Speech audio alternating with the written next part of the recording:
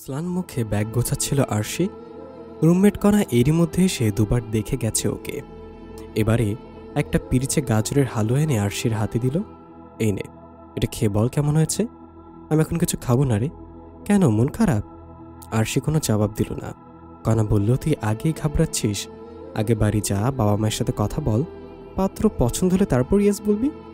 তোকে দেখে মনে হচ্ছে তোকে ধরেই বিয়ে দিয়ে দিচ্ছে। আরশি দীর্ঘশ্বাস ফেলে বলল, আমি সেটা নিয়ে ভাবছি না। আমি ভাবছি আমার বিয়ে হয়ে গেছে এটা জানার পর বাবা আর চাচ্চুর রিয়াকশন কেমন হবে। উফ প্লিজ, ওই পুতুল খেলাটাকে বিয়ে বলে মানতে আমি নারাজ আরশি।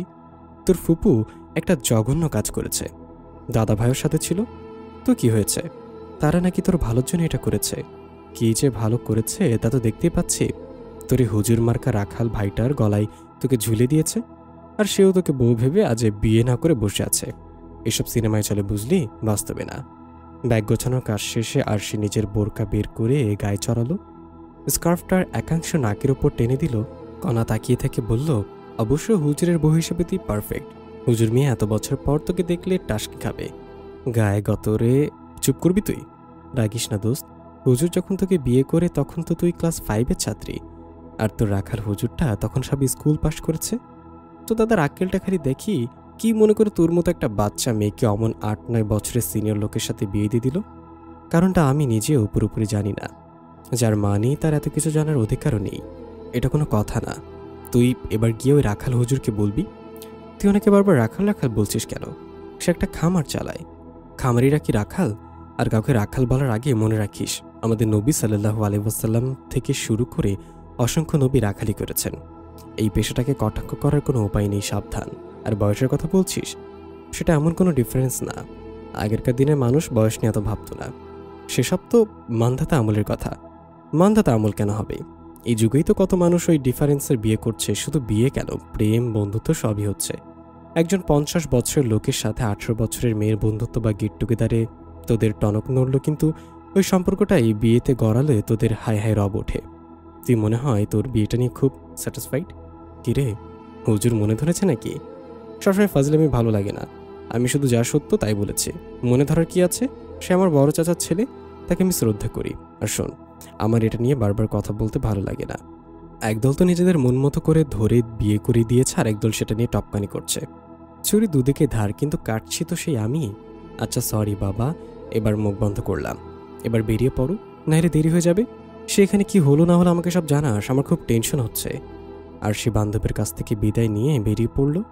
বাস থেকে নামতেই আকাশের গুরুম গুরুম শব্দ শুনতে পেল আরশি। একবার আকাশের দিকে তাকিয়ে চারপাশে তাকালে কাউকে দেখতে পাবার আশায়। ওর আসার খবর বাবা জানতেন, কিন্তু ওকে নিতে আসার জন্য বাবা তো আসেনি, এমনকি কাউকে পাঠায়নি পর্যন্ত। অথচ বাকি ছেলেমেয়েদের বেলায় তার মনোযোগের অভাব নেই। আরশির চোখ ঝাপসা হয়ে এলো। ফুপিও তো জানে সে আসবে, সে তো কাউকে পাঠাতে পারত। অবশ্য ফুপির দোষ নেই। এবারই আরশি ফুপির কাছে না গিয়ে নিজের বাড়ি যাচ্ছে। দাদা ভাই ওকে দেখতে চেয়েছেন। ভাবতে ভাবতে ওর সামনে একটা ট্রাক্টর থামতে দেখে চমকে গেল আরশি।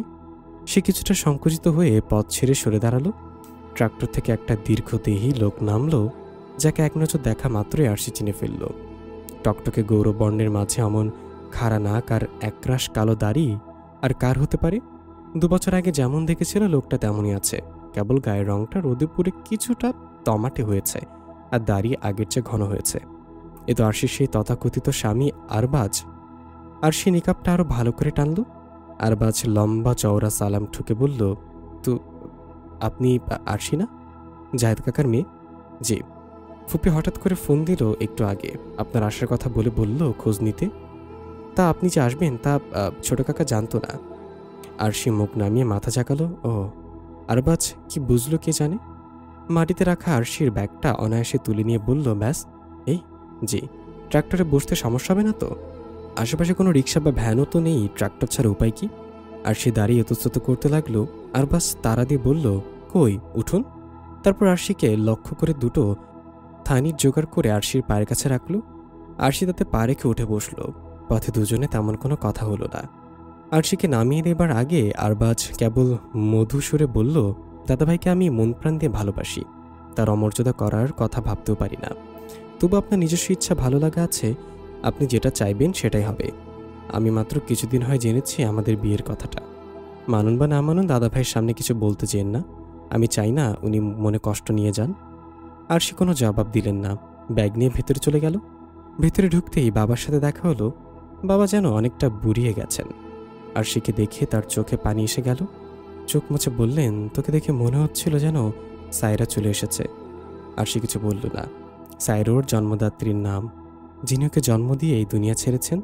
তারপর থেকে আরশি ফুপুর কাছে মানুষ। কারণ মা মারা যাবার কয়েক মাস পরেই বাবা সৎ মাকে ঘরে এনেছিল। সেখানে আরশির স্থান সংকুলান হয়নি। তখন থেকেই সে ফুপির কাছে থাকত। কলেজে পড়তে গিয়ে ঢাকা যেতে হয়েছিল বছর দুয়েকের জন্য। পরীক্ষা শেষ আজই বাড়ি ফিরল সে। বাবার দিকে তাকালো আরশি। দাদাভাই কেমন আছে বাবা? আছে, অবস্থা বিশেষ সুবিধার না। গতকাল উকিল ডাকিয়ে একা ঘরে কথা বলেছে। আমাদের কাউকে কিছু জানায়নি। চিরাচরিত একঘেয়ে সুরে বলল জাহেদ আলী। আরশি আপত্তির সুরে বলল, না জানালেই বা? দাদাভাই যা সম্পত্তি আছে তা তো চাচা ফুপ্পি আর তোমারই। তা তো আছেই, কিন্তু কোন জমিটা কাকে দিচ্ছে লটারি করে নিলে ভালো হতো না?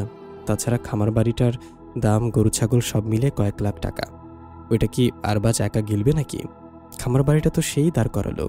ওই চাচুদেরই পাওনা ওটা। আমি তো এত সহজে খামারের ভাগ ছেড়ে দেব না।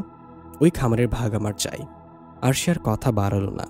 বাবা বা বড় চাচ্চু এখনও ওর আর আরবাজের বিয়ের কথা জানে না। জানলে যে কি হবে তা ভাবতে গিয়েও গায়ে কাঁপুনি ওঠে। গত বছরই ফুপি ওকে এই সত্যটা জানিয়ে চিঠি লিখেছিলেন। তখনই আরশি সব জানতে পারে। এরপর বাড়ি ফিরে দাদাভাইকে একা পেয়ে ধরেছিল আরশি। দাদাভাই ওর মাথায় হাত রেখে বলেছিল, পরে বুঝবি কি পেলি, তখন আমাকে দোয়া দিস। আরশি হঠাৎ আনমনা হয়ে গেল। মাত্র 21 বছর বয়সে কত বিচিত্র অভিজ্ঞতার সম্মুখীন হতে হলো ওকে। দাদাভাইয়ের কাছে আর ফুপির কাছে শুনেছে ওর অতীত জীবনের সবকিছু। কিছু কথা ওর নিজেরও স্মৃতিতে ভাসে। আরশির বাবারা হলেন দুই ভাই। ওদের বিশাল উঠানের একপাশে আধা পাকা দোতলা ঘর ছিল। নিচের অংশে রোড সিমেন্ট ব্যবহার করলে উপরের অংশ কাঠ দিয়ে তৈরি করেছিলেন আরশির দাদা, যিনি তখন ছিলেন গ্রামের অবস্থা সম্পন্ন গৃহস্থ। খুব সাত করে বড় ছেলে শাহেদকে বিয়ে দেবার সময় পাকা ঘর তুলেছিলেন তিনি। ইচ্ছে ছিল ছেলে মেয়ে বউ নাতি নাতনি নিয়ে তার সুখে দিন কাটাবেন। কিন্তু সে বছরই তার স্ত্রী মানে আরশির দাদি মারা গেলেন।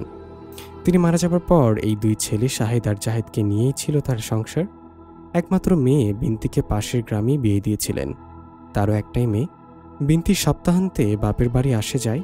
এর মধ্যে বৃদ্ধের ছোট ছেলে জাহিদেরও বিয়ের কথা পাকা হয়ে গেলে সে জেদ ধরল আমাকেও বড় ভাইয়ের মতো ঘরে তুলে দিতে হবে, নইলে সে ছাড়বে না। আরশাদ আলী বলতেন, পূর্বের ঘরটা তো খালি, তুই বউ নিয়ে তো সেখানেই উঠতে পারবি। কিন্তু ছোট ছেলের জেদ ছিল, বড় ভাইকে যেভাবে ঘরে তুলে দেয়া হয়েছে তাকেও সেভাবে দিতে হবে। ততদিনে আরশাদ আলীর যৌবনে ভাটা পড়েছে। ব্যবসাপাতিও তিনি সেভাবে দেখাশোনা করতে পারেন না। এগুলো সব বড় ছেলেই দেখাশোনা করে। তার স্বপ্নের খামারটাও তার বড় নাতি আরবাজ তখন থেকেই পড়াশোনার ফাঁকে ফাঁকে দেখাশোনা করত, বাবাকে সাহায্য করত। বরং আরবাজের কারণেই আজ খামারটা এতটা প্রসার লাভ করেছে। বৃদ্ধের শরীরও আগের মতো চলে না। তিনি ভেবেছিলেন তার বানানো বাড়িতে এই দুই ভাই মিলে মিশে থাকবে। পরে সময় করে একসময় শাহেদের তত্ত্বাবধানে আরও ঘর আস্তে ধীরে তোলা যাবে। কারণ নাতি নাতনিরাও আছে। এমনিতে তো বাড়িঘরের অভাব নেই। শাহেদের এক ছেলে এক মেয়ে, সে দুটো ঘর নিয়ে থাকে। ছেলে আরবাজ তখন স্কুলে ক্লাস 5-এ পড়ে। ওর মেয়েটা বড়, সে ক্লাস 8-এ পড়ে। ছোট ছেলে জাহিদের জন্য যে পাত্রী দেখা হয়েছিল সে আবার খুব ধার্মিক পরিবারের মেয়ে। সে নিজেও পর্দা করে। ছোট ছেলে সেই সুবাদে সুর তুলেছিল তার বউ যেহেতু পর্দা করে সেহেতু তাকে ঘরদোর সেভাবে বানাতে হবে। দুই ভাই এটা নিয়ে কিছুদিন মন কষাকষি চলল। এদিকে ছেলের বিয়ে আর মাস দেড়েক বাকি। সে এরই মধ্যে নিজেই কোথা থেকে কামলা জোগাড় করে বাড়ির উঠানের আশেপাশে ঘর তৈরির কাজে হাত দিল। খরচ পিতার ঘাড়ে ফেলল। বৃদ্ধা কি আর করবেন। বিয়ের 10 দিন বাকি থাকতে সে অংশের কাজও শেষ করে ছোট ছেলে জায়েদকে থাকতে দিল।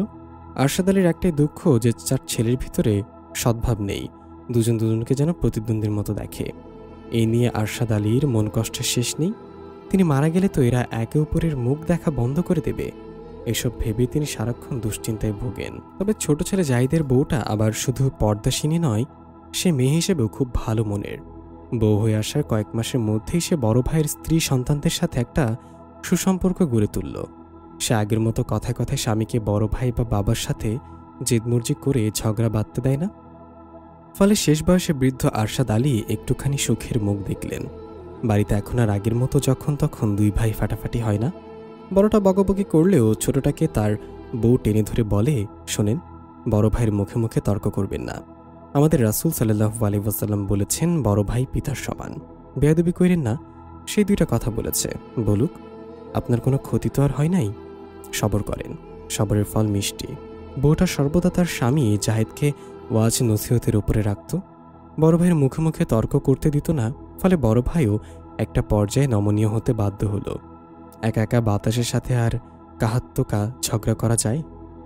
তাছাড়া ছেলে মেয়ে বড় হচ্ছে, তারা ঝগড়া পছন্দ করে না। এদিকে বছর না গড়াতেই বৃদ্ধের ছোট ছেলে জাহিদের ঘরে এক ফুটফুটে নাতনি জন্ম দিল। দাদাভাই আরশাদ আলী শখ করে তার নাম রেখেছিল আরশি। ভাগ্যর ফেরে জন্মের সময় আরশি হারালো তার পূর্ণবর্তী মাকে। আরশির বাবা প্রিয়তমা স্ত্রীকে হারিয়ে আধা পাগলের মতো হয়ে গেলেন। আরশি তখন বড় চাচির কোলেই থাকত। এদিকে বৃদ্ধ আরশাদ আলীর চিন্তা আরও বেড়ে গেল। সেই চিন্তায় তিনি দিনরাত কাঁদেন।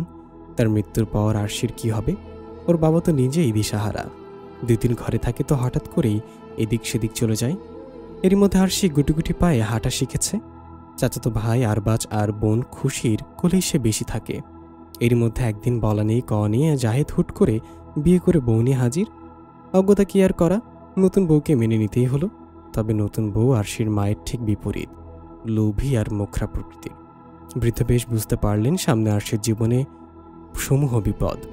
জাহিদের মতো দায়িত্বহীনদের হাতে তিনি আরশির ভবিষ্যৎ ছাড়তে পারবেন না। তা সে বাপ হলোই কি? এদিকে বছর না ঘুরতেই জাহিদের ঘরে সন্তান এলো। জাহিদ ভুলে গেল যে আরশি নামে তার কোনো মেয়ে আছে।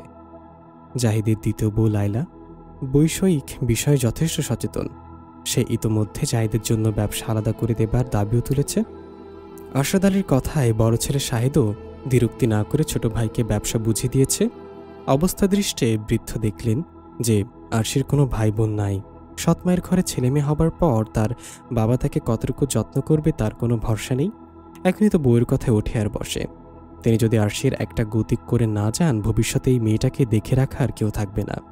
তিনি সেদিন বিকেলেই কাউকে না জানিয়ে সদরে চলে গেলেন এক পরিচিত উকিলের সাথে দেখা করতে। ঠান্ডা মাথায় তার সাথে পরামর্শ করে সম্পত্তির ভাগবাটোয়ারা করে দিয়ে এলেন। তবে কঠিন নির্দেশ দিলেন তার মৃত্যুর আগে যেন এই বাটোয়ারা দলিল পুত্রদের হাতে না যায়। আরশি ধীরে ধীরে বড় হচ্ছিল। সে তখন গ্রামেরই এক মাদ্রাসায় 5ম শ্রেণীতে পড়ে। একদিন ওর ফুপু বিনতি বাবার বাড়িতে বেড়াতে এলেন। সেদিন আরশিকে আরবাজের সাথে খেলতে দেখেই কি ভেবে তিনি বাবার কাছে ছুটলেন। তারপর পুরো বিকাল বাবার সাথে গুজুর করে শাহেদের বউয়ের কাছে আসলেন। বিনতি ভাইবোকে পিতার আশঙ্কা এবং তার একান্ত ইচ্ছের কথাটা জানালেন। ভাইবু রাহিমা কিছুক্ষণ চুপ করে রইলেন। তারপর বললেন, আপনার ভাই আসুক, আলাপ করে দেখি। তাছাড়া ওরা দুজনই ছোট। তাছাড়া আরশি থেকে আরবাজ প্রায় 10 বছরের বড়। বিনতি মুখ ঝামটা দিল, তাতে কি 9-10 বছর এটা কোনো বয়স হলো? মানুষ 15-20 বছরের বড় ছোট হয়ে বিয়ে করে যায়। আরবাজের বাবা নিমরাজি হলেও তিনি ছোট ভাইকে জাহিদকে বিলক্ষণ চেনেন। আস্ত একটা ঝগড়াটে। ও দ্বিতীয় বউটা তো আরও পাজি। না, ও ঘরের মেয়েকে তার ঘরের বউ বানানোর ঝুঁকি তিনি নেবেন না।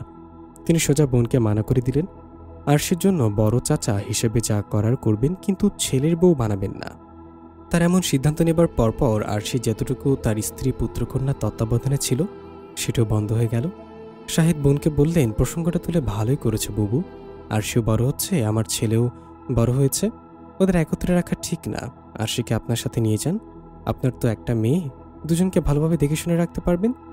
বিনতি সেদিনই মুখ কালো করে ভাতিজিকে সাথে নিয়ে বাড়ি চলে এসেছিলেন। তবে একটা কঠিন শপথও করেছিলেন, যা অতি শীঘ্রই তিনি বাস্তবায়ন করবেন। বিনতি তার ভাইয়ের মনোভাব বেশ বুঝতে পারছে। আরশিতে তার আপত্তি না থাকলেও ছোট ভাই জাহিদকে নিয়েই তার যত ভয়। বিনতি আরশিকে সাথে নিয়ে চলে আসার আগ দিয়ে বাবার কানে কিছু মন্ত্র গুঁজে দিতে ভুললেন না। আরশি আর আবরাজকে নিয়ে চরম কিছু করার মহাপরিকল্পনাটা তার মেয়েলি বুদ্ধিরই ফসল। সে এই সপ্তাহের মধ্যেই তার বাবাকে আরবাজের সাথে নিয়ে তাদের বাড়ি যাবার কথা বলে গেল। বৃদ্ধ তার বেসামাল বুদ্ধিকে কাজে লাগিয়ে ঠিক তার 2 দিন পরই নাতি আরবাজকে সাথে নিয়ে মেয়ের বাড়িতে উপস্থিত হলেন। বৃদ্ধ পিতা তার চতুর কন্যার পরামর্শে আর বিনতির স্বামীর সাহায্যে সেদিনই আরবাজের সাথে আরশির বিয়ে পড়িয়ে দিলেন। এই আশা নিয়ে একদিন এই বিয়ের মাধ্যমেই তারা 2 ভাই স্বার্থের আত্মীয় পরিণতি হবে। আরবাজ তখন সব স্কুল পাশ করেছে। বিয়ের অফিসিয়াল ব্যাপার সবগুলো সম্পর্কে সে তখনও একেবারে অজ্ঞ। সে মিলাদ মনে করে টুপি মাথায় দিয়ে বসেছিল। ওইদিকে গ্রাম্য হুজুর গড়গড় করে কালেমা পড়ে যাচ্ছেন। আরবাজকে যতবার আলহামদুলিল্লাহ বলতে বলা হয়েছে সে ততবারই সানন্দে জোরে জোরে আলহামদুলিল্লাহ বলে দিয়েছে। এসবের মধ্যে আরশি একবার আরবাজের কাছে যেতে চাইলে বিনতি মৃদু ধমকে নিজের কাছে নিয়ে বসলেন। এভাবেই দুই অপরিণত মানুষের এক অদ্ভুত বিয়ের মাধ্যমে দুই ভাইকে অটুট বন্ধনে বাঁধার এক কাঁচা বুদ্ধি কষে এক অপরিণত বিয়ের সাক্ষী হলেন বৃদ্ধ আরশাদ আলী আর তার কন্যা বিনতি দম্পতি। আরশি বাড়িতে পা রাখতেই শুনল তার সৎমা বাবাকে উদ্দেশ্য করে চিকন সুরে বলে উঠল, ওই যে আইসে, কামকাজ ফালিয়া থুইয়া মায়ের লেগিয়া রাস্তায় গিয়া খাড়াই আসিল, যেমন লাগে মায়া ঘরে আইব না। আরশি মাকে সালাম দিলে সে তার জবাব না দিয়ে নিজের মেয়ে আরিফাকে ডাকলেন, দেখ তোকে বড় বোন আইসে, আজ এত বছর পরে তোকে লেগিয়া তো কত কিছু আনছে। আরশি লজ্জিত স্বরে বলল, আমি কিছু কেনাকাটা করতে পারি না আম্মা। কেন, তোমার ফুপুর কাছে তো তোমার দাদা ভাই সবসময় টাকা পয়সা পাঠাইছে, তোমার আবার অভাব কিসের? আরশি বাবার দিকে তাকিয়ে বলল, বাবা আমি দাদা ভাইয়ের সাথে দেখা করব। জাহেদ আলী মাথা নেড়ে ইশারায় পশ্চিমের আধা পাকা দালানটা দেখিয়ে বললেন, এই কি আমাকে ঘরে থাকে নাকি? এই থাকে হ্যার বড় পুতের ঘরে। আরশি কথা না বাড়িয়ে বড় চাচার বাড়ির দিকে রওনা হলো। বিশাল খোলা জায়গাটাকে পাচিয়ে তুলে দুভাগ করা হয়েছে, মাঝে একটা লোহার গেটও বসানো হয়েছে। অনেকদিন পর এদিকটায় আসা হলো আরশির। বছর দুয়েক আগে এ বাড়িতে এসেছিল। সেবার ঢাকা ফিরে যাওয়ার পরদিনই ফুপি জানিয়েছিল এক চরম সত্য। তোর একটা সত্য কথা আজকা জানায় দেই রে মা, তোর মা নাই, বাপ ইচ্ছা থাকাও নাই, তোর ভালো লাগাই তোর দাদা ভাই আমি আর তোর ফুপাই মিলে তোর বিয়া পড়াইছিলাম আমাগো আরবাজের লগে। ও একটা সোনার মানুষ, তোগো বিয়ার সময় ওইও ছুডো আসিল আর তুইও একেবারে কুটি আসিলি। তোর বাপের তামাশা দেখা তোর দাদাই আর তোরে আরবাজের লগ্গা পাইন্দা দিছে। এখন তোরা বড় হইছস, ছোটতা তোর জানা থাকা উচিত। এতদিন কই নেই, কারণ এতদিন তোগো বুঝ আসিল না। আরবাজের লাগ্গা ওই মায়ে মায়া খুঁজতেছে। খুঁজবই তো, ওলা তো বিয়ের বয়স হইছে, তাই আজই তোরে জানাইছি আর তারও জানাই দিলাম। আর সে সেদিন বোবার মতো শুনে গেছে, কোনো কথার উত্তর দিতে পারি নাই। তবে ফুপির সেদিনের কথা শোনার পর আরশির পক্ষে আরবাজের মুখোমুখি হওয়া কঠিন হয়ে গিয়েছিল। আরবাজ তার কয়েক বছরের বড় হলেও মূলত ওর খেলার প্রিয় সাথী ছিল সে। ফুপু বলেছে এই কথা আরবাজকেও জানানো হয়েছে। ওটা শোনার পর আরশির ছুটিতে বাড়ি এলেও ফুপুর বাড়িতেই থেকেছে, ভুলেই মুখ হয়নি। গত 2 বছরের মধ্যে আজও আরবাজের সাথে ওর দেখা হয়েছে। অনেক বদলে গেছে সে। তার তারুণ্য মুছে গিয়ে সেখানে প্রকাশ পেয়েছে এক কর্মঠ পুরুষের বলিষ্ঠ রূপ। আর সে লজ্জায় সংকোচে ভালো করে তাকাতেও পারিনি। ফুপু যতই বলুক বিয়ে হয়েছে, আইনত বা ধর্মত এই বিয়ে গ্রহণযোগ্যতা যে পাবে না তা কেউ না বলে দিলেও আর সে বোঝে। তবে ওর মনের ভাব গোপনে স্বামীর যে মুখচ্ছবি ভাসে, সেই ছবি আজ কারোর সাথে মিলে যেতে দেখেছে আরশি। লোহার গেটটা সামান্য ফাঁকা হয়ে আসে, সেই ফাঁকা দিয়েই ভেতরে ঢুকে পড়ল আরশি। এপাশের উঠানটা তকতক করছে, চারপাশ ঝাড় দিয়ে পরিষ্কার করে রাখা হয়েছে। এক কোণে ছোট করে বাগান করা হয়েছে, আর তাতে নানান রকম ফুলের গাছে ফড়িং ওড়াউড়ি করছে।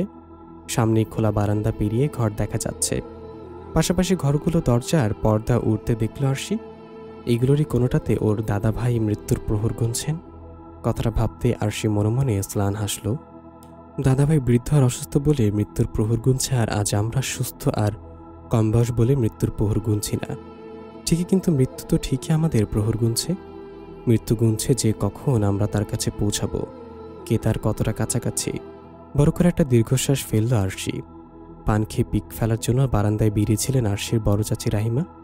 আরশিকে দেখে থমকে গেলেন, তারপর ধীর পায়ে হাসি মুখে এগিয়ে এসে বললেন, আরশি না? আরশি সালাম দিয়ে মাথা নাড়ল। রাহিমার মনের কোণে এক কোণে মাতৃত্বের ছলক উঠল। প্রায় ছুতে এসে আরশির হাত ধরল। ইস, কতদিন পর তোকে দেখলাম, অনেক বড় হয়ে গেছিস, একেবারে সায়রা বানু। আয় আয়, ঘরে আয়। তো দাদা জান তো আরশি আরশি করতে করতে মুখে ফেনা তুলে ফেলল। ভালোবাসার উষ্ণতায় আরশির কণ্ঠ বাষ্পরুদ্ধ হয়ে এলো।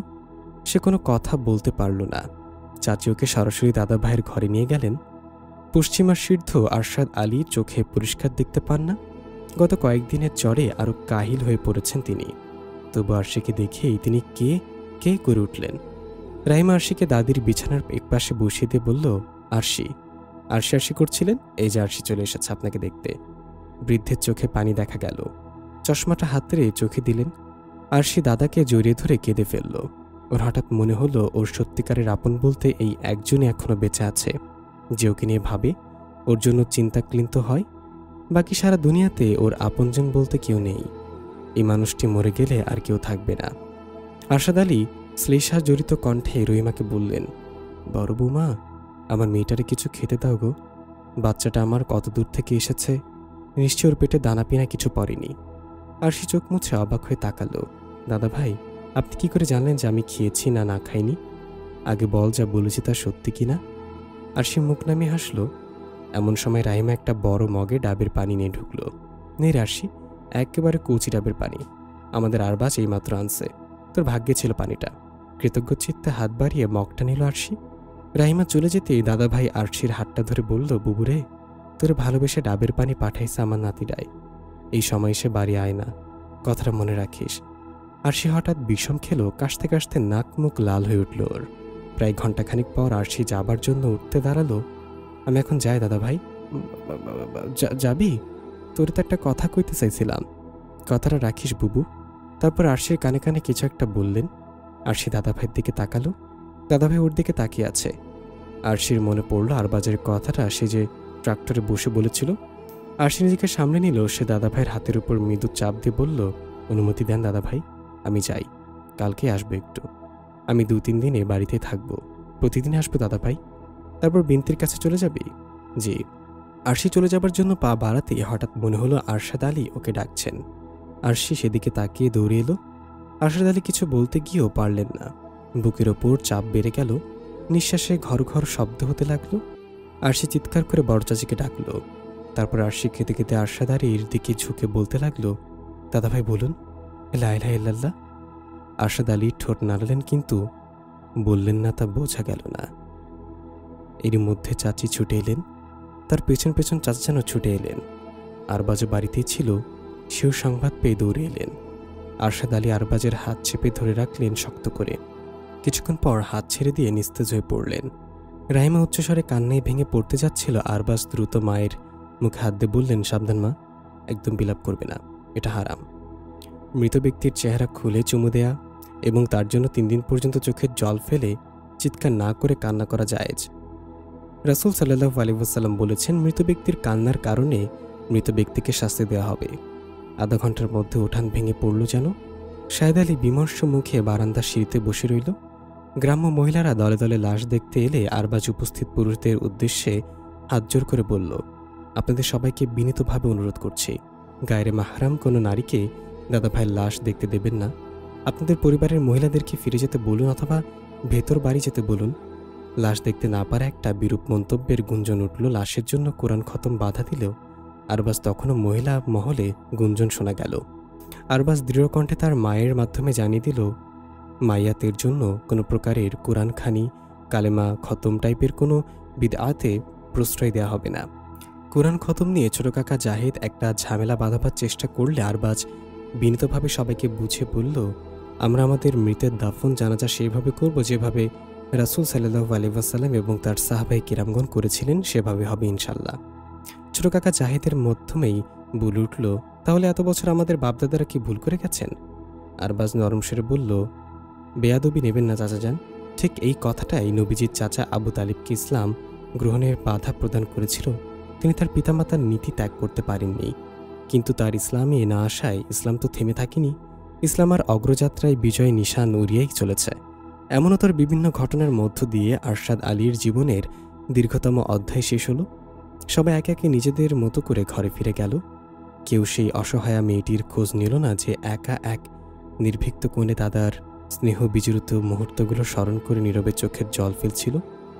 দাফন কাফন শেষে বাড়ি ফিরে এসে কেবল আরবাজ তার ফুপির কানে কানে বলল, আরশির খোঁজ নাও তো ফুপি, সে কিন্তু আসার পর থেকে একদম না খাওয়া, ওকে জোর করে কিছু খাওয়াও। মিনতে একবার শুধু আরবাজের দিকে তাকালেন, কিছু বললেন না। তারপর আরশির খোঁজে চলে গেলেন। আরশাদ আলী মারা যাবার পর স্বাভাবিকভাবেই বাড়িঘর ভাগ বাটোয়ারার প্রশ্ন এলো।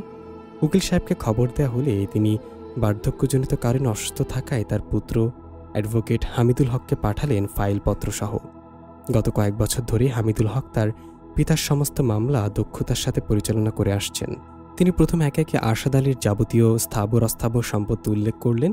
তারপর মোট সম্পত্তি 5 ভাগ করে তার 1 ভাগ একমাত্র কন্যা বিনতির এবং বাকি 4 ভাগ 2 ভাই করে 2 ভাইয়ের নামে ঘোষণা করল। মিসেস আরশাদ আলীর স্ত্রীর গহনাপত্র একই ভাগে ভাগ হলো। সব ঘোষণা শেষে জাহেদ আলী বলে উঠল, সব তো ঠিক আছে, তো খামার বাড়ির নামও দেখি আনলেন না? ওইটা কি বাজান দান করে গেছে নাকি কাউরে? অ্যাডভোকেট হক সাহেব চশমা ঠিক করে বললেন, ঠিক ধরেছেন। উনি ওনার শেষ বয়সে কেনা শখের খামার বাড়ি, যা একমাত্র 10টি গরু আর 5টি ছাগল দিয়ে শুরু করেছিলেন, তা উনি তার আদরের 2 নাতি জনাব আরবাজ বিন শাহেদ আর আরশি বিনতে জাহিদকে 60/40 আনুপাতিক হারে হেবা করে গেছেন।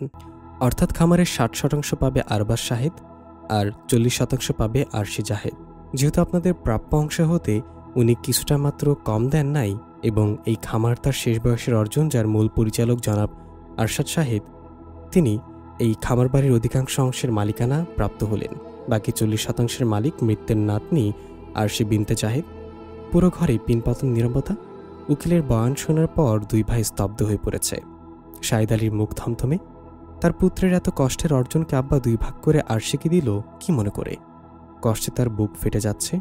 ওইদিকে জাহেদ আর তার বউ মুখ চাওয়াচাই করতে লাগল। বড় ভাই শাহেদ আলী রাগী স্বরে বলে উঠলেন, এটা আব্বা কি ভেজাল লাগাই থিয়া গেছে? খামার ভাগ হইব কি হবে? আরশিরা 40% দিতে গেলে তো আরবাজের গরু ছাগল আধা বেশি দিতে হইব। এদিকে জাহেদ আলীও সমান্তারে বলল, আমার মেয়ের ঠকানো হয়েছে। একজনের 60 আর আরেকজনের 40 কেন? 1 সোহে নুন আর আরেক সোহে তেল। নাতি তো দুজনেই, সম্পত্তি দিলে দিব সমান সমান। বিনতি চুপচাপ সব শুনছিল। এবার সে 2 ভাইয়ের থামতে ইশারা করে বলল, আমার একটা কথা আছিল। এদিকে আরশি দাদাজানের মৃত্যুতে যথেষ্ট ভেঙে পড়ায় সে অসুস্থ হয়ে পড়েছে, তাই সেই পারিবারিক বৈঠকে থাকতে পারিনি। সে নিজের ঘরে চুপ করে শুয়ে আছে, আর ওইদিকে আরবাজ এক কোণে বসে মুখ নিচু করে রেখেছে। সব শুনে সে একবার চোখটা বন্ধ করে স্বস্তির নিঃশ্বাস ফেলে আবার চোখটা খুলেছে। কেউ খেয়াল করলে দেখতে পেত তার ঠোঁটের কোণে মুচকি হাসির রেখা। উকিল সাহেব অনেক আগেই বিদায় নিয়েছেন। ঘরে তখনও 2 ভাই ছোটখাটো কথা কাটাকাটি চলছিল। এরই মধ্যে জাহেদের স্ত্রী লাইলা চিকন কণ্ঠে বলতে লাগলো, নাতিন কি এই দুজনেই, যে দুজনের হেবা করি গেছেন? বাকিরা কি গাঙ্গের জলে ভাসিয়ে আইছে? এটা কিরাম ইনসাফ? শাহেদ আলী ছোট ভাইয়ের দিকে তাকিয়ে ধমকে বলে উঠলেন, কিরে, তোর বই এত কথা কয় কে? বাড়ি তার বোন জি নাই, এরা কথা কইছে? না কথা কইয়া সব জানে? জাহিদ বউকে ধমক দিল, হেই তুমি চুপ করো, যাও ঘরে যাও। উচিত কথা কইলেই দোষ। লাইলা মুখ ঝামটা মেরে ছেলে মেয়ে নিয়ে নিজের ঘরে চলে গেল। আরবাজ তার ফুপুর দিকে তাকালো। বিনতি কিছুটা ইতস্তত করে বলল, তোমরা অকারণে ঝগড়া করিতেছ। আব্বাই যা করছে আমাকেও ভালো বুঝাই করছে। আব্বা সারা জীবন আরশির জন্যই কানছে, আর সে এক হিসাবে এতিম। আব্বা ওর একটা বিধি ব্যবস্থা করে গেছেন, এটা আমাকে সবারই খুশি হওয়া উচিত। কি খুশি হব আমরা? শাহেদ আলী তেতে উঠলেন, এই খামার আমার ছেলের ঘাম ভিজা পরিশ্রমের খামার। ফট করে আরেকজনের হাতে জুড়ে দিল। আরশির জন্যই তো ওর বাপ বাসি আছে, তারে খামার দিয়ে দিতে হইব কেন? বিষয়টা তো সোজা না, আমার কাছে তো সোজা মনে হচ্ছে না। এর মধ্যে ক্যাসাল আছে। বিনতি ইতস্তত করে কিছু বলতে যাবার আগেই শাহেদ আলীর ফোন বেজে উঠল। সে ফোন ধরে দাঁড়িয়ে পড়ল। স্ত্রীকে ইশারা করতে দুজনে বেরিয়ে গেল ঘর ছেড়ে। জাহিদও গজরাতে উঠে গেল। এত পাইছে তাও এগো মন ভরে না। আমার মাইয়ারে দিছে দেখা এগা জলে। ঘর খালি হয়ে গেলে আরবাজ বিনতির কাছে এসে দাঁড়ালো। কিছু তো বললে না ফুপি? কি কমো বাজান, তোর বাপ চাচা শুরু করছে, আব্বাই তো মরে গিয়ে বাঁচি আছে। এখন তো যত জ্বালা আমার। কথাটা কইতেও ভয় লাগতেছে। এরা 2 ভাই আসি আমারে রোল দিয়া 2 টুকরা করবে। কেমনে যে কি কই, তাহলে আমার আর আরশের কি হবে? তোর আর কি হবে আব্বাজানের সম্পত্তি ফেলাইয়া? এমনি করি যেন তারা দুজন দুদিকে যাবার না পারোস। এখন খামার একলা নিজের করে নিতে গেলে আরশিরে তোর ময়ূরে বাইসে 50 লাখ টাকা দেওয়ান লাগবো। তাছাড়া নিজের ভাগ আরশি ছাড়ি দিলে ওর বাপে তো ওই ভাগের কানাকাঞ্চিও ছাড়ব না। তখন কি করবি? তুই ভাবি ঠিক কর। আমি খামার নিয়ে ভাবতেছি না, আমি আরশির জন্য ভাবতেছি। ওকে দাদাজান আমার করে রেখেছে, আমি এটা ভুলতে পারবো না। এখন আমাদের বিয়েটা পাকাপোক্ত কিভাবে করা যায় সে ব্যবস্থা করো। এটা দাদাজানের ইচ্ছা ছিল যে আরশি আমার বউ হবে, আর এটাই ফাইনাল, এর উন্নত হবে না। আগেই ক্রেজি হোস কেন? তোর বউ তোরই থাকবো। এমনি করে কইলে মানুষে তোরে ভুল বুঝবো। তুই খামার বাজানের লিগা তুই এসব বলতেছস। মানুষের গুল্লি মারে। মানুষ আমার মনটা দেখতে পারবে না বলে অনেকে অনেক কথা বলবে, কিন্তু তুমি তো জানো গত 2 বছর ধরে আম্মাকে বিয়ের জন্য আটকে রেখেছি, কোনো দিকে আগাইতে দেই নাই। এটা সেটা বলে কত প্রস্তাব ফিরিয়ে দিছি। অন্তত তুমি তো জানো যে আমি কি চাই। তা তো বুঝলাম রে বাজান। এখন তো এরা সম্পত্তির বন্টন শুনছে। এখন দেখ না, তাগো মুখ দিয়া কত কথা বাইর হইব। যদি না বের হয়, আরে হইব। সবুর কর রে বাজান, এত ভাবতে আমার ভালো লাগছে না ফুপি। আমার সাথে আরশির বিয়ে হয়েছে, আর সেটা দাদাজানের দেয়া। আইন বা ধর্মে এটার পরিণতি যাই হোক, এটা ঠিক থাকবে। আমি ওরা নতুন করে বিয়ে করে সংসার পাতবো, ওকে ছাড়া আর কাউকে বিয়ে করার কথা ভাবতে পারছি না। হ্যাঁ, একমাত্র যদি আরশি নিজে রাজি না থাকে তো সেই কথা আলাদা। তার আগে আমার মত বদলাইতে পারবো না তোমরা। তুমি কথাটা আব্বা আম্মারে জানাই দাও। তোর আব্বা আম্মারে একা জানায় লাভ নাই, আরশির বাপের মতো থাকুন লাগবো না। তাহলে কি করতে চাও? আমি জানি না রে বাবা। জানো না তো আমাদের বিয়া দিছিলা কেন? যে বয়সে তোকে বিয়া দিছিলাম ওই বয়সেও আমার না, ওই তেজও আমার নাই। তোর ফুফায় আবার 12 মাস অসুস্থ থাকে, নিজের মায়াটারে নিয়ে চিন্তায় মরি। এর মধ্যে তোকে এই ক্যাসাল আমি আর পারি না। আমি কাল সকালেই চলে যাবো। চলে যাবো মানে?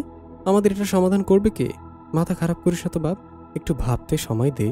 আরশি তো আর পালায় যাচ্ছে না। বলে বিনতি বেরিয়ে গেল। আরবাজ 2 হাত কোমরে রেখে দাঁড়িয়ে রইল, তোর কপালে চিন্তার রেখা। আরশি ফুপুর কাছে সবই শুনেছে, শুনে কোনো মন্তব্য করেনি। ফুপির কথা আর ফাঁকে ফাঁকে আরবাজের এক রোখামির কথা শুনেছে সে।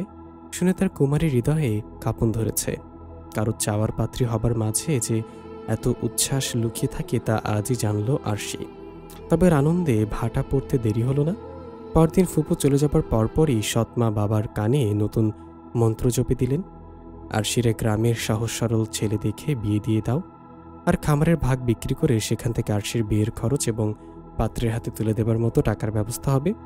আর বাকি টাকা জাহেদ আলী তার ব্যবসায় লাগাতে পারবে। আরশির মেয়ে মানুষ, ও এত টাকা দিয়ে কী করবে? বরং ওর টাকা ওর জামাই পেয়ে যাবে। পরের ছেলেকে এতগুলো টাকা সেধে দেবার কোনো যৌক্তিকতা নেই। লায়লা স্বামীকে গোপনে খামার বিক্রির পার্টির জোগাড়ের পরামর্শ দিলেন, কারণ আরবাজ অত টাকা ক্যাশ নগদে দিতে পারবে না। আর এরই মধ্যে উকিল ডেকে খামারের একটা খসড়া হিসাব বের করে ফেলা দরকার। বলা যায় না, প্রতিপক্ষের মধ্যে যদি গরু ছাগল নয়ছয় করে বসে। কথাগুলো জাহেদ আলীর মনে ধরল। সে আরশির অংশ বিক্রির পায়তারা শুরু করলো। আরবাজ ভোরে উঠে নামাজ পড়ে ফেরার পথে প্রতিদিন খামারে একটা টু মেরে যায়। এটা তার নিত্যদিনের অভ্যাস। আজ মসজিদে অনেকটা সময় একা চুপচাপ বসেছিল।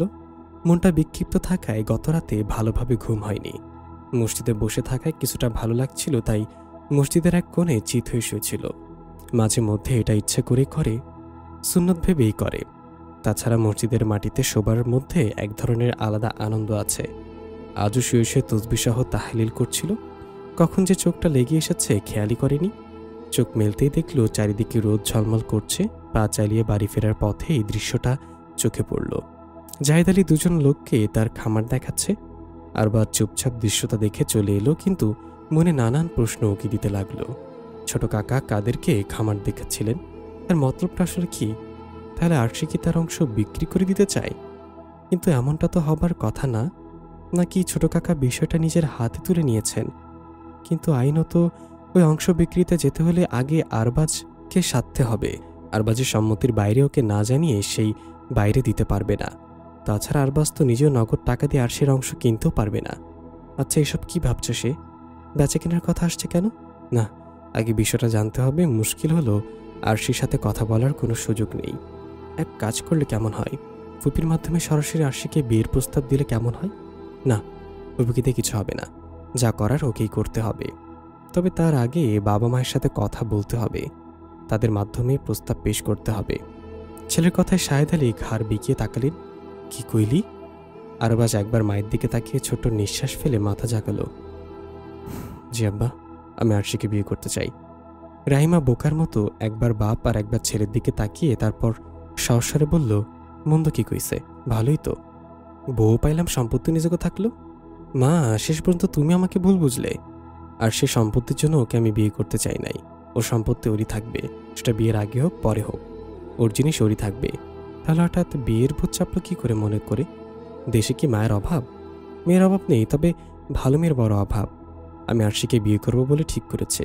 তোমরা প্রস্তাব পাঠাও, আর না পাঠালে আমার বিয়ের কথা ভুলে যাও। বড় উতলা হয়ে গেছস দেখি। ঘটনা কি? কিসের ঘটনা কি?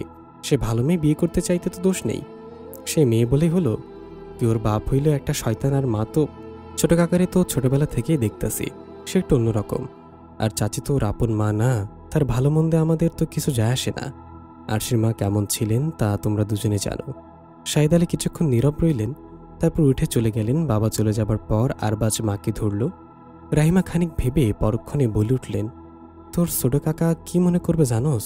ওই বউ সম্পত্তি বাঁচানোর দিকে এমন করতেছে। যারা যেটা বলে সেটা বলুক, তাই বলে আমার ভয় পেয়ে নিজেদের জীবন নষ্ট করবো নাকি? মা, তুমি প্রস্তাব পাঠাও। পাঠালেই কি আর ওরা মানবো? তাছাড়া আরশির মতামত জানা দরকার। আমি আগে তোর ফুপুর লাগে কথা বললে নেই। আরবাজ খানিক নীরব থেকে উঠে চলে গেল। সব শুনে আরশি চমকে উঠল। দাদাজান আমাকে কেন খামারের অংশ দিবেন? দিবেন না দিয়ে গেছেন। তোর মা আর আমি মিলে ঠিক করেছি ওই অংশ বেচে যা টাকা হয় তা দিয়ে তোর ভবিষ্যৎ গড়ব। তোর বিয়া শাদি পাত্রপক্ষরা আজকাল মোটা টাকা চায়, সেখানে দিতে হবে। এত টাকা আমি পাবো কোনে? তাই আমার অংশ বেচার আগে তুমি আরবাজ ভাইয়ের সাথে কথা বলেছ বাবা? ওর লাগে কি কথা? আমার জায়গা আমি রাখবো না বেজমুম, তার কোনের কি আছে? আর সে বিভ্রান্তের মতো তাকালো। এসব কি ঘটছে তাকে নিয়ে? ওর বাবা যে কাজটা করতে যাচ্ছে তাতে আরবাজের কষ্ট করা খামার ভেঙে গড়িয়ে দেয়া ছাড়া আর কিছুই না। কিন্তু ও এখানে কি করতে পারবে? ওর কথা বাবা হয়তো শুনতেও চাইবে না। একটা সহজ সমাধান ছিল যেটা দাদাজান করে দিয়ে গেছেন, কিন্তু সেটা প্রতিষ্ঠিত করার কেউ নেই। ফুপু চুপ মেরে বসে আছে। ভাবতে গিয়ে আরশির অস্থির লাগছে। এর 2 দিন পরেই এক বিকেলে লায়লা আরশিকে পোশাক বদলে পরিপাটি হতে বললেন। বাড়িতে নাকি কিছু মেহমান আসবে, কিন্তু আরশির মন বলল অন্য কথা। বাবার সৎমা নিশ্চয় ওর বিয়ের ব্যবস্থা করেছেন। তাহলে আরশির কি হবে? কিভাবে মিলবে ওর এতদিন ধরে দেখার স্বপ্নের কিনারা? আরশি ফুপিকে ফোন দিল। ফুপি, শুনছো কিছু? কিসের কথা কইতাছোস? বাবা আমার বিয়ে ঠিক করেছে, পাত্রপক্ষ আজ বিকেলে দেখতে আসবে। কস কি? তুমি কি এখনো চুপ করে বসে থাকবে? আচ্ছা, আমি দেখি কি করা পারি। আরবাজ 2 হাতে ওভারঅল পরে গরুর দুধ দোয়াইছিল। ওর ওখানে মেশিনে গরুর দুধ দেওয়া হয়, কিন্তু ওর জানা মতে মেশিনে এক কাজটা করলে গরুর কষ্ট হয়, আর এটা জানার পর সে পারতপক্ষে মেশিন ব্যবহার করে না। নিজেই বটে, আরও লোক লাগিয়ে কাজটা করানোর চেষ্টা করে, কিন্তু বর্তমানে গরুর পরিমাণ বেড়ে যাওয়ায় কাজটা অসাধ্য হয়ে উঠেছে। তবু আরবাজ সুযোগ পেলে কাজটা হাত দিয়ে করার চেষ্টা করে। এমন সময় তার ফতুয়ার পকেটে মোবাইলটা বেজে উঠল। হাতের কাজটা শেষ করে আরবাজ হাত থেকে গ্লাভস খুলে মোবাইল ধরল। আসসালামু আলাইকুম। ওয়ালাইকুম। কে? আরবাজ কইছিস? জি। আপনি তো আমাকে ফোন দিলেন, এত কথা ধরস কেন? এই শোন, আইজ আরশিরে দেখতে আসবে। কে দেখতে আসবে মানে বুঝলাম না। আরে আরশিরে দেখতে পাত্রপক্ষ আসবে। সোজা কথা বুঝতে এতক্ষণ লাগে কেন তো গো? আরবাজের মুখের গম্ভীর হয়ে গেল। কথাটা কে জানালো তোমাকে? কে আবার? আরশি নিজেই। আরশি? অস্ফুট সুরে বলল সে। হিরো একই সুর। ফুফি, কিছু করো। আরবাজের বুকের রক্ত ছলকে উঠল। তার মানে আরশি ওকে ভালোবাসে, ওর কাছে আসতে চায়। দাদাজানের গড়ে দেওয়া সম্পত্তির প্রতি ওর অনুভূতি কাজ করে। কি হইল? কথা কস না কেন? এখন কি করবি? আমি তো এই বেলা আইতে পারুম না। তোর ফুপার শ্বাসের টান উঠছে। এখন আরশিরে ওরা পছন্দ করে ফেললে পরে? করতেই পারে, সে না পছন্দ করার মতো মেয়ে তো নয়। আপন মনে বলে উঠল আরবাজ। ফুপুকে বলল, তুমি যখন আসতে পারবে না তো আর ফোন দিয়ে লাভ কি? তুমি ঘরে বসে আমাদের তামাশা দেখো। আমরা মরি চাই বাঁচি চাই, তাতে তোমার কি? তুমি ঘরে দৌড় দিয়ে বসে থাকো। ওই সারা, কথার আগে রাগ হস কেন? তো রাগ হবো না তো কি করবো? বসে বসে আরশির বিয়ে হতে দেখবো? তোমাকে কত করে বললাম বাবাকে জানাও, ছোট কাকাকেও জানাও। তা না করে তুমি দুম করে চলে গেলে। আমি কাল আসবার চেষ্টা করবানি। রাখলাম ফুপি। অসন্তুষ্টের স্বরে বলল আরবাজ। রাগ করিস না রে বাজান, তোর বিয়ে আরশির লগেই হইব, অত ধরাইস না। আর দেখ না কি হয়। তাল গাছ দেখা তো এই পর্যন্ত আনলা। আর কথা বলতে ভালো লাগতেছে না ফুপি, ফোন রাখলাম। আসসালামু আলাইকুম। ফোন কেটে নিচের ঠোঁট দাঁতে কামড়ে ধরল আরবাজ। বামাত কোমরে ঠেকিয়ে ফোনের দিকে তাকিয়ে কিছুক্ষণ ভাবল সে। হঠাৎ কি মনে হতে দ্রুত ফোন চাপলো আরশির নাম্বারে। নাম্বারটা মাত্র সেদিনই ফুপুর কাছ থেকে চেয়ে নিয়েছে। আগে ইচ্ছে করেই নেয়নি, কারণ হাতের কাছে থাকলেই ফোন করতে ইচ্ছে করবে, কথা বলতে ইচ্ছে করবে। কিন্তু আরবাজ নিজেকে এই থেকে বাঁচিয়ে রেখেছে, কারণ শরীয়তসম্মতভাবে ওরা এখনও পরিপূর্ণ স্বামী স্ত্রী হতে পারেনি। ছোটবেলার বিয়েটা এখনও ওদের অনুভূতিতেই রয়ে গেছে। সেটা বাস্তবসম্মতভাবে পরিপূর্ণতা পায়নি, না ধর্মত না আইনত। এবারে আরশি ফেরার পর ও নিজ উদ্যোগেই ফুপুর কাছ থেকে ফোন নম্বর চেয়ে নিয়েছে, কারণ ওর ইচ্ছা আছে এবছর বিয়েটা সেরে ফেলা।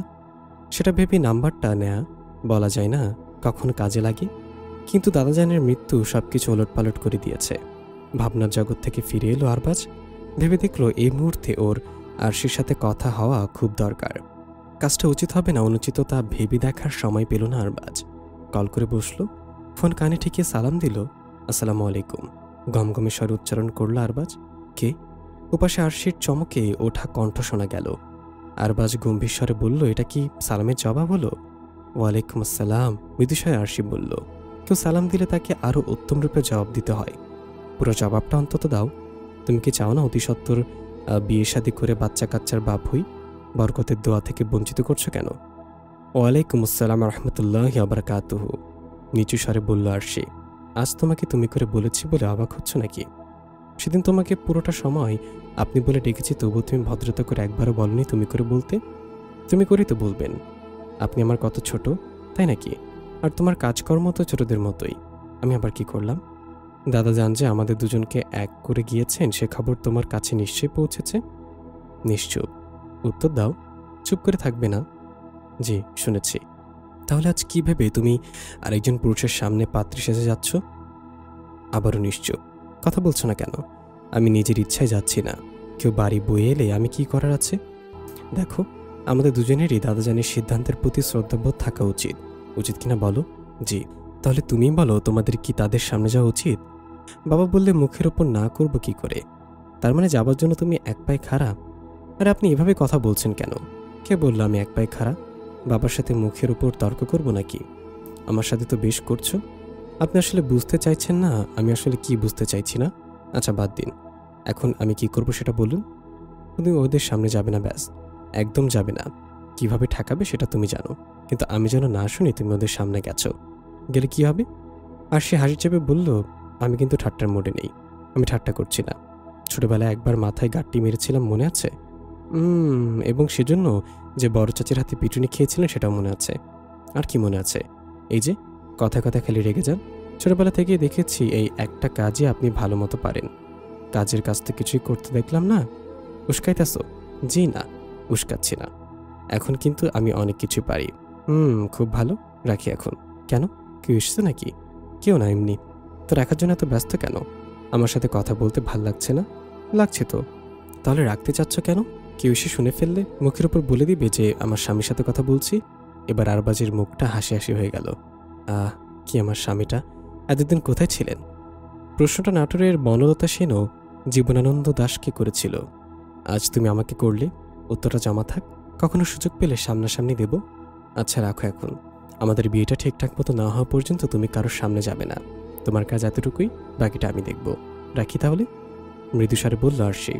দীর্ঘশ্বাস ফেলে আরবাজ একই সুরে বলল, ভালো, ভালো থেকো। আসসালামু আলাইকুম রহমতুল্লাহি ওয়া বারাকাতুহু।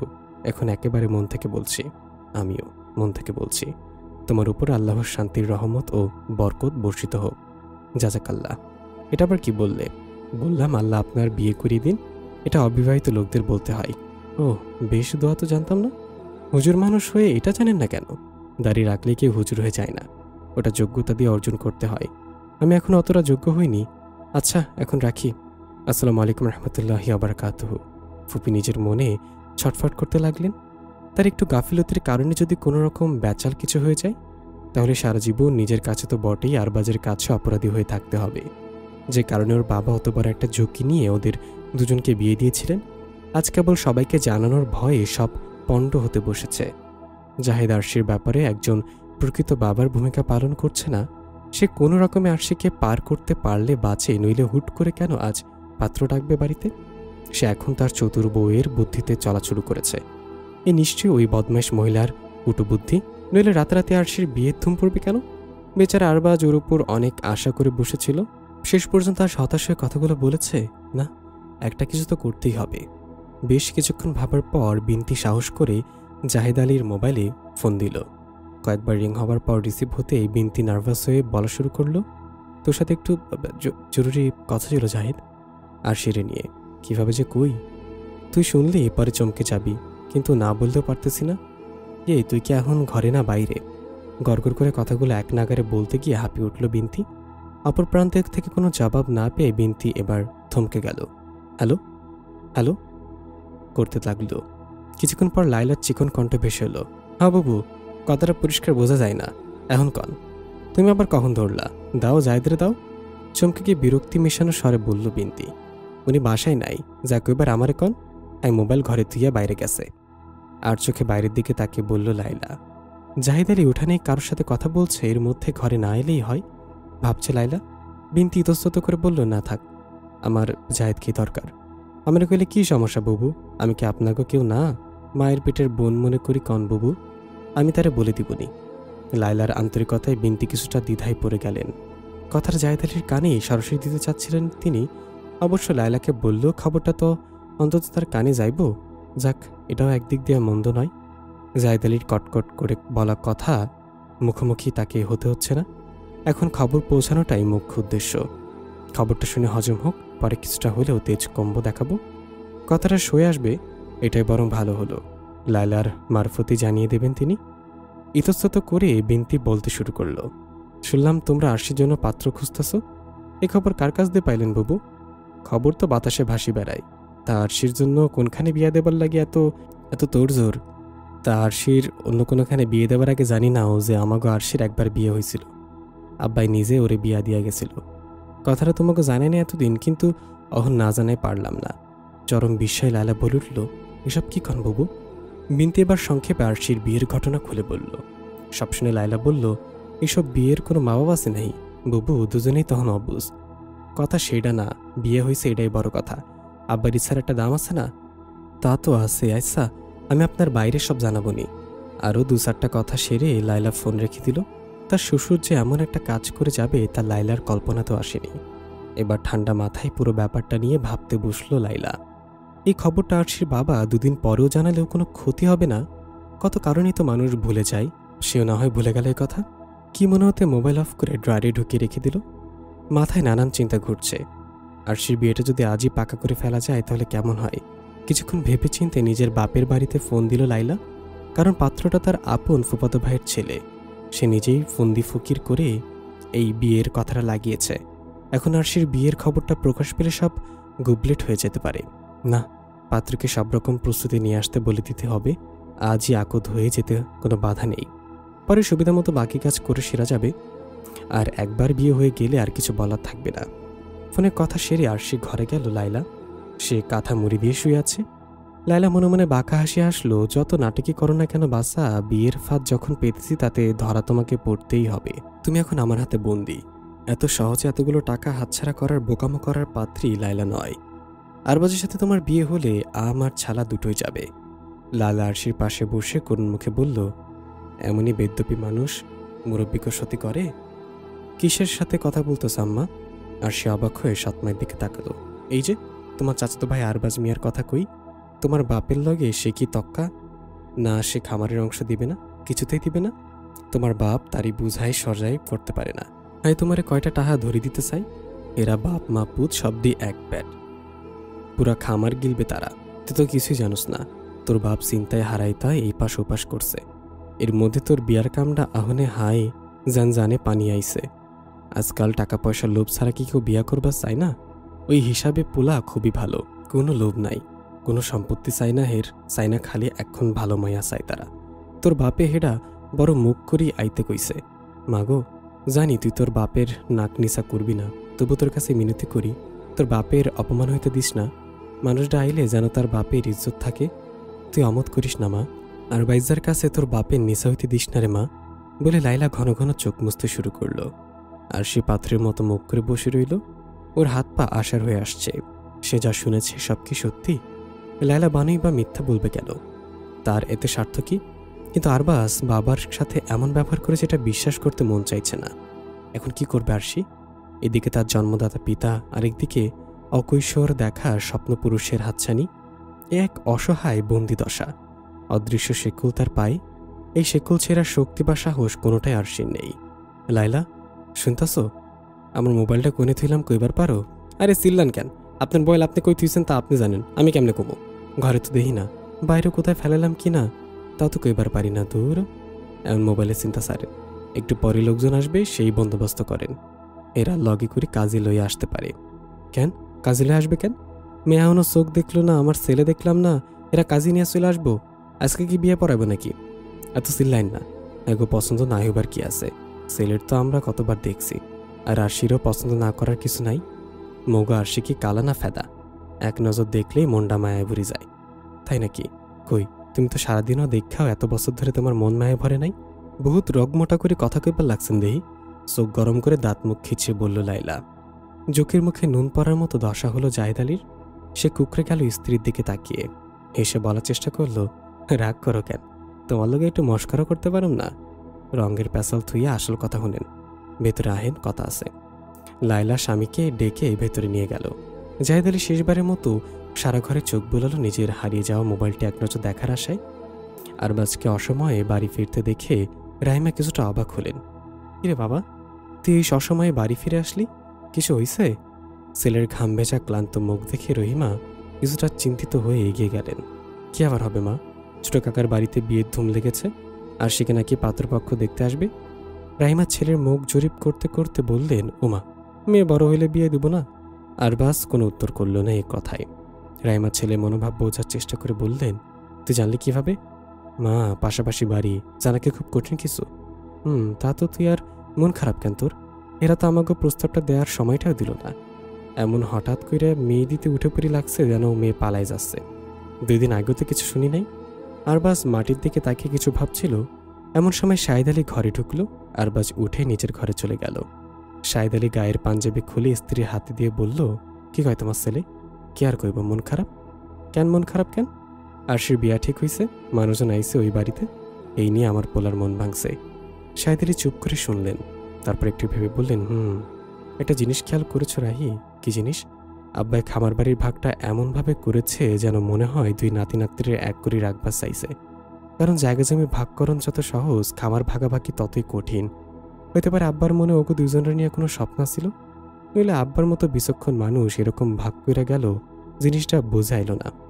রাহিমা দীর্ঘশ্বাস ফেলে বললেন, আমাকে আরশি তো মেয়ে মাশাল্লাহ, কোনো অংশ কম না। আব্বার ওর জানি খুব চিন্তা করতো, পেরেশান হইতো। এখন কি কয় তোমার পুতে? কি আর কইব, মুখ কালো করে বসে রইছে। নাস্তা সাধলাম, ভাত সাধলাম, কয় খিদা নাই। জাহিদ হারামজাদা তো প্রস্তাব নিব না, নাইলে আরশিরে বিয়া করাই তো আমাকে কি আপত্তি? ঘরের মাইয়া ঘরেই থাকতো না। অন বিয়ার কথা কইতে গেলে কইব খামার বাসনের লগি প্রস্তাব নিয়ে আইছি। তুমি বৈশ্যা না থেকে ওর জন্য পাত্রী দেখো, বিয়া করলে সব ঠিক হয়ে যাইব। এমন এইসব কথা তখন মনেও থাকবো না। যেমন লাগে পাত্রী দেহি নাই। আপনার পোলা একটা পাত্রীও চোখ দিয়া দেখে নাই, দেখছে? সে কোনো মাইয়া দেখতে রাজি নয়। এর মন পইরা আছে ওই আরশির নগরে। ওই যে কয় না, বাড়ির কাছে আরশি নগর, যেথা পুরুষী বসত করে, ওই রকম। বুঝেন না কিছু? রঙ্গ তো ভালোই জানো। তাই অহন আমরা কি করুম কইতে পারো? আমগো মাইয়া দেখতে আইব আইস। আর আইস তুমি আমার এইসব কথা কইতাছো? আগে কইলে না একটা কথা আছিল? আগে কইলে কি করতেন? এইটা অহন কয়ে লাভ আছে? আচ্ছা, আমার কিছু খাইতে দাও তো, খুব খিদা লাগছে। রাহিমা স্লান মুখে উঠে গেলেন। ছেলের কষ্টটা তার বুকে বাজছে। একটা মাত্র ছেলে তার, অতি আদরে মানুষ। ছেলে তার অবাধ্য না, মায়ের ভক্ত ছেলে। সে ছেলেকে তার পছন্দের জিনিসটা দিতে না পেরে মায়ের মন মুচড়াবেই তো। খুব কঠিন কিছু তো সে চায়নি। ছোটবেলার সাথীকে জীবনসাথী করে চেয়েছে। আর সেও মেয়ে ভালো, কোথাও কোনো সমস্যা ছিল না। কিন্তু হঠাৎ রাতারাতি আরশির বিয়ের জন্য উঠে পড়ে লাগলো কেন জাহিদ আলী?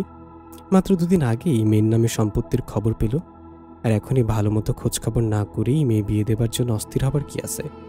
আরশির তো এমন কিছু বয়সও হয়নি, বাচ্চা মেয়ে, তাকে এখনই বিয়ে দেবার মতো কি এমন হলো? এতে ওর সৎ মায়ের কোনো হাত আছে কিনা তা কে জানে। আচ্ছা, মেয়েটাকে কোনোভাবে ঠকানোর ফন্দি চলছে না তো?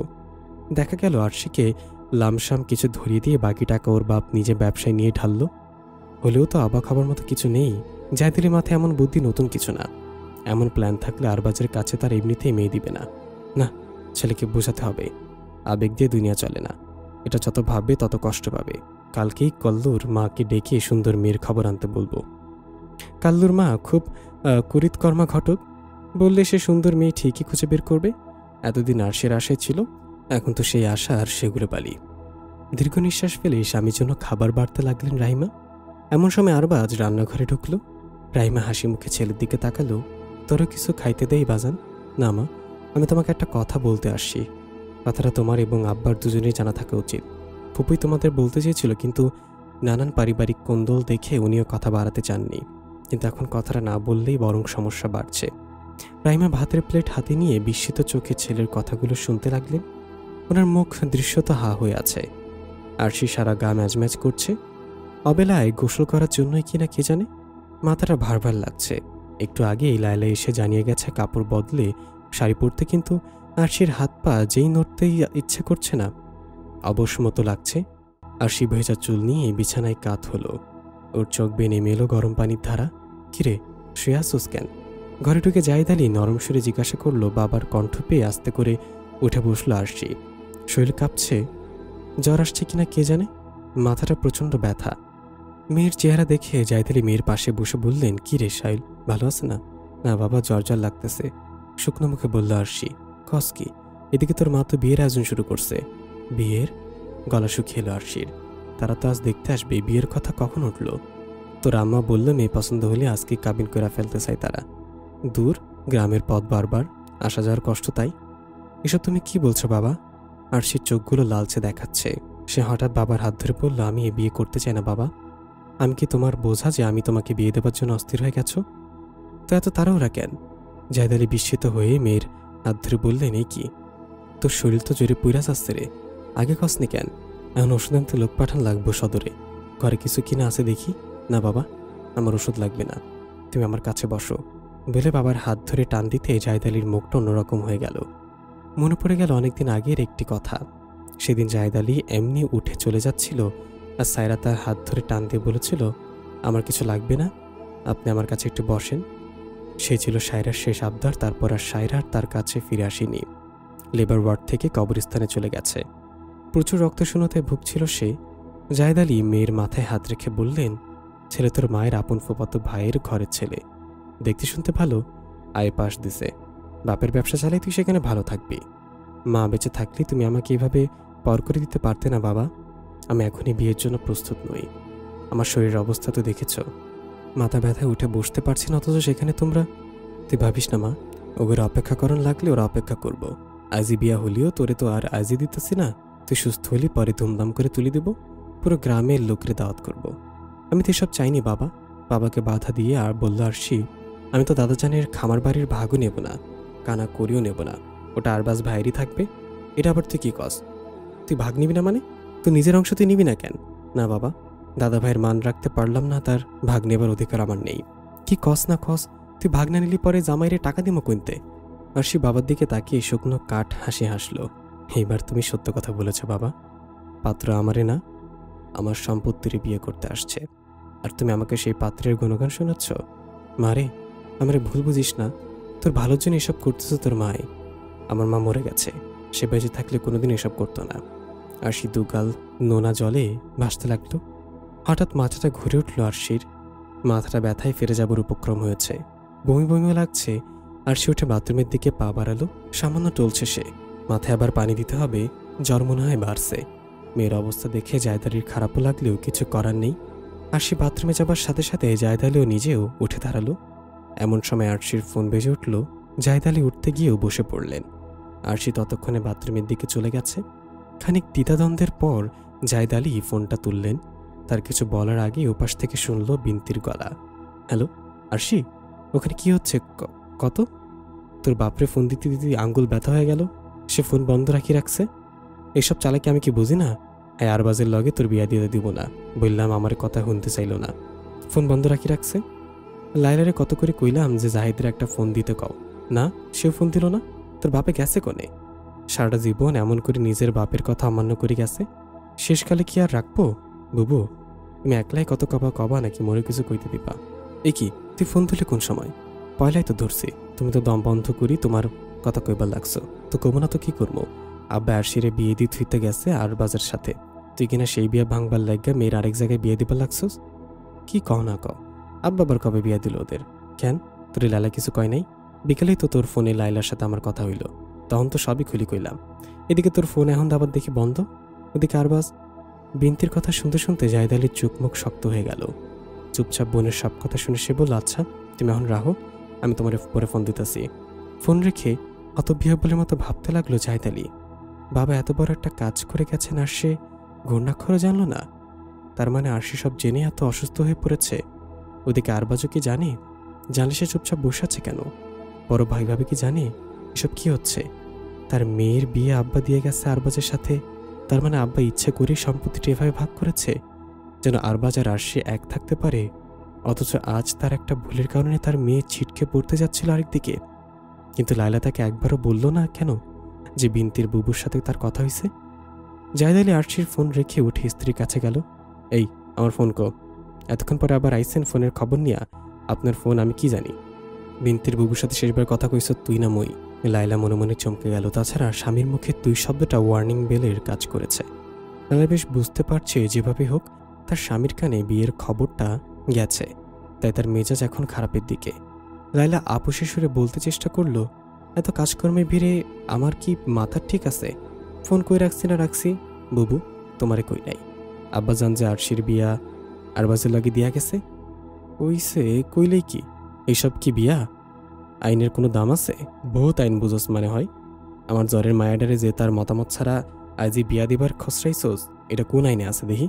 দুজনের বাগবিতণ্ডার এক পর্যায়ে জাহিদ আলী পাত্রপক্ষের ঘটককে ডেকে বলল, আমার মেয়ের শরীর ভালো না, আজ এই বিয়ে হবে না, পরে আপনাদেরকে প্রয়োজনে খবর দেব।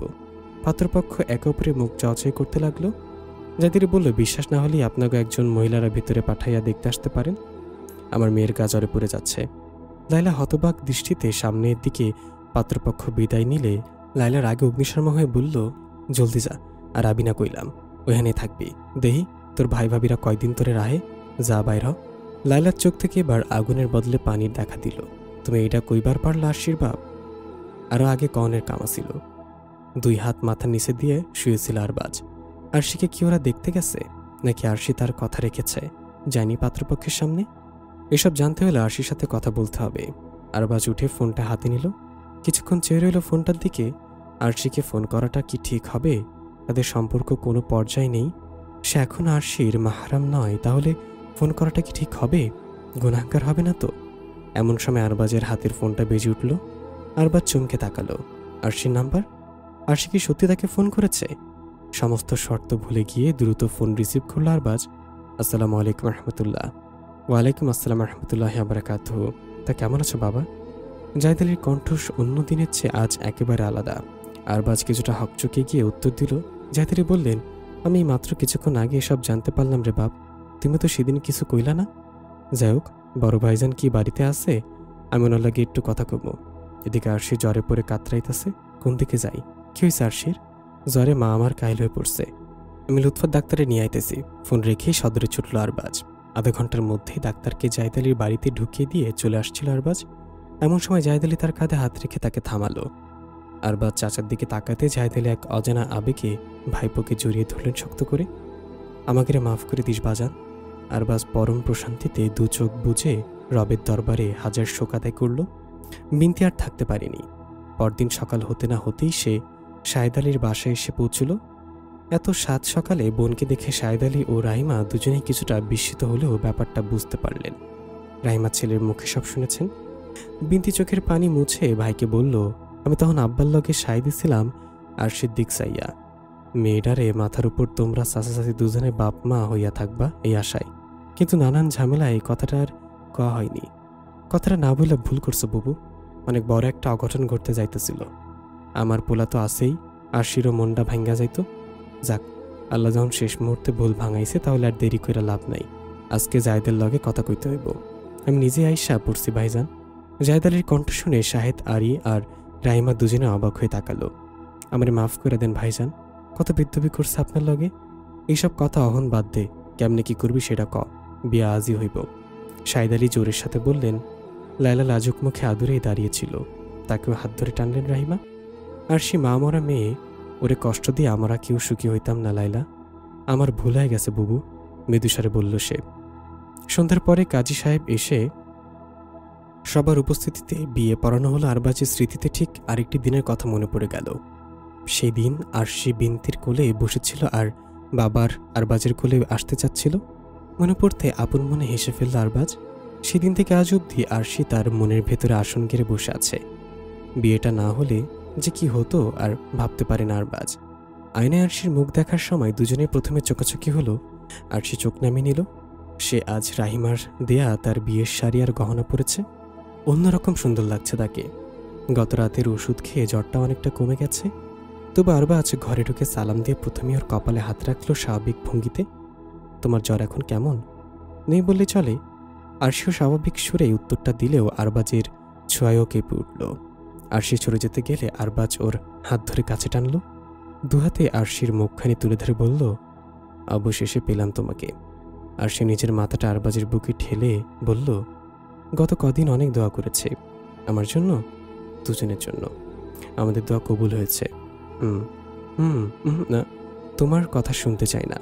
সেই ছোটবেলার মতো কত কথা যে তুমি বলতে। আরবাজ আরশির কপালে নিজের কপাল ঠেকিয়ে বলল। আরশি মুচকে হাসতে গিয়েও হঠাৎ চমকে উঠল। আরবাজ ওকে আচমকাই পাজাকোলা করে কোলে তুলে নিয়েছে। দুজনের সম্মিলিত প্রচেষ্টায় ওদের খামারটা আরও প্রসার লাভ করেছে। এই অঞ্চলের সবচেয়ে বড় খামার বাড়ি। লোকজন এখন আরশি খামার বাড়ি বলে এক নামে চেনে। আরশি নিজে এখন খামারের কাজে আরবাজকে যথেষ্ট সাহায্য করে, তবে গরুর প্রতি ভয়টা এখনও কাটিয়ে উঠতে পারেনি। আরবাজ অবশ্য প্রতিদিনই ওর ভয় ভাঙানোর চেষ্টা করে যাচ্ছে। ওদের দুজনের বোঝাপড়াটা চমৎকার। আরবাজ খামারের কাজে শতব্যস্ত হলেও দিনে 4-5 বার আরশির সাথে এসে দেখা করে যায়। আরশিকে না দেখলে নাকি ওর অস্থির লাগে। আজও রান্নার শেষে শ্বশুর শাশুড়ির ভাত বেড়ে দিয়ে গোসল সারবে বলে নিজের রুমে আসতেই দেখলো আরবাজ এসে বসে আছে। ওর সাথে নাকি খুব জরুরি কথা আছে। আরশি ওকে পাত্তা না দিয়ে ড্রয়ার থেকে কাপড় বের করতে লাগলো। আপনার জরুরি কথা আমার জানা আছে। এরকম করলে মানুষ কি বলবে বলুন তো? সবাই আপনাকে স্তন্য ডাকবে। ডাকুক। এই স্তন্য শব্দটা তো ভুল। স্তন্য মানে বউ পাগল, তাই না? আমাদের সমাজে বউয়ের জন্য স্বামীর সংবেদনশীল হওয়াকে অপরাধ বলে মনে করা হয়, অথচ আমাদের নবী সাল্লাল্লাহু আলাইহি ওয়াসাল্লাম তাদের স্ত্রীদের সাথে হাতে হাতে কাজ করে দিতেন, তাদের সাহায্য করতেন, তাদের নিয়মিত সময় দিতেন। এগুলো কেউ করলে সেই পুরুষ সমালোচিত হবেই, বলল আরশি। আরবাজ মৃদু হেসে বলল, দেখো, গোটা পৃথিবীতে একমাত্র তুমি সেই মেয়ে যে আমার জন্য হালাল। আমার সমস্ত আবেগটা কেবল তোমার জন্যই তো জমা রাখবো। এতে স্তন্য বলার কি আছে বুঝি না। আমাদের সমাজে সবকিছু উল্টা পথে চলেছে। স্বামী স্ত্রী অনুরক্ত হলেও দোষ, আবার স্ত্রী স্বামীর একার হয়েও থাকবে, তার জন্য সাজবে, তারই অনুগত্য করবে, সেটাও সমাজের চোখে কাটার মতো বিধে। সেই স্ত্রী নাকি পরাধীন। কিছুটা বিরক্ত নিয়ে বলল আরবাজ। আরশি শুনে মুচকে আসলো। আরবাজ ফের বলল, তুমি কি জানো, একবার রাসূল সাল্লাল্লাহু আলাইহি ওয়াসাল্লামকে জিজ্ঞাসা করা হলো কোন স্বভাবের মহিলা উত্তম। তিনি বললেন, যখন স্বামী তার দিকে তাকায় তখন সে তাকে আনন্দ দেয়, এবং যখন তাকে কোনো কাজের নির্দেশ দেয় তখন যথাযথভাবে তা পালন করে। আর সে নিজের ব্যাপারে এবং তার মাল সম্পদের ব্যাপারে এমন কোনো কাজ করে না যা স্বামী পছন্দ করে না। অথচ বর্তমান সময়ে ঠিক এই কাজগুলো যে নারী ঠিকঠাক মতো করবে সে প্রচলিত অর্থে পরাধীন বন্দিনী। আরশি দু পায়ের আঙ্গুলের ওপর ভর দিয়ে উঁচু হয়ে দুহাতে আরবাজের গলা জড়িয়ে ধরে থুতনিতে চুমু খেয়ে বলল, আমি সানন্দে এই স্বেচ্ছা বন্দিত্ব মেনে নিলাম।